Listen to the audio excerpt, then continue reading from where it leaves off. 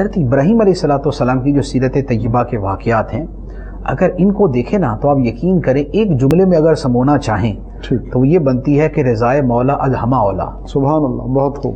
مولا کی رضا، مولا تعالی خدا کی رضا جی سب سے برتر ہے، سب سے بالا ہے، سب سے پیاری ہے، سب سے اہم ہے، سب سے عظیم ہے. سبحان اللہ. اسی لیے رضائے مولا از ہما اولا، ٹھیک ہے.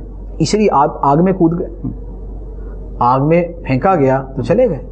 کیوں؟ ادھر تو جان تھی لیکن اس جان جانے کے اندر مولا کی رضا تھی. سبحان اللہ. بیٹے کو ذبح کا حکم دیا، ادھر بیٹا ہے ادھر خدا کی رضا ہے، رضائے مولا از ہما اولا. سبحان اللہ. ادھر بیوی ہے اور چھوٹا سا بچہ ہے اور چٹیل میدان ہے، مکے کی سرزمین ہے، ان کو چھوڑ کے آنا ایک قسم کا ہلاکت پہ پیش کرنا ہے.